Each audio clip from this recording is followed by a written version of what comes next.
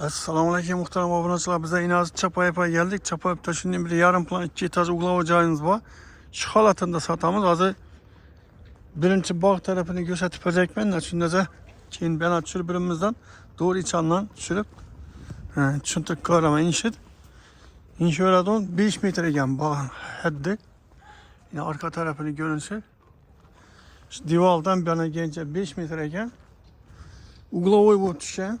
Shuni hozir zinalari qo'yilgan, hali suv svet gaz hammasi bor ekan bu yerda, lekin endi taqib beriladi. Yine bu yerda forschalar bor, shuni davraklarni polniy bog'atib qo'ysa bo'ladi. Bu yerda главный bu yerda gaz bor.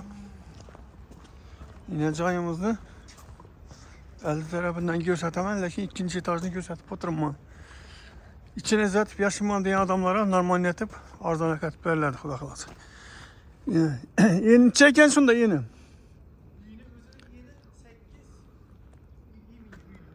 Oh. Düşündüm. Elde 7 mi?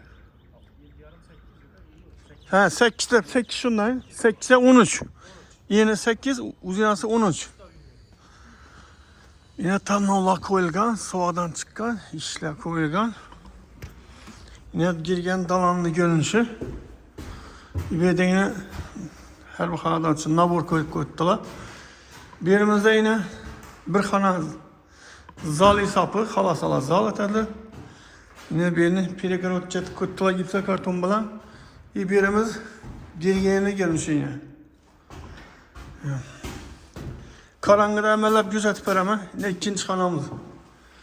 Birimiz spalni. Spalnimiz hem 4 yarıma 3 yarım. Sanozil. Sanozil'den bize tüpesi gerek birini. Yine.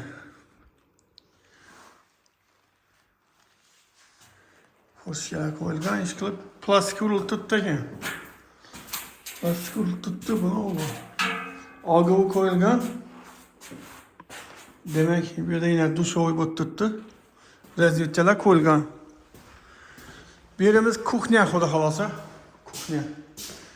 İyi bir yere oturadan neyse var. Ya şurada oturadan yeri var. İyi ikinci etajını görünüş arayanda. Bir 70% bit tuttu, 60-70% bit tuttu. Azgına pul çıkarıp zet bir şeyden hazret. Pulunu normaliyet koyamız Xudo xolasa. Bir mal telefon kullanırlar.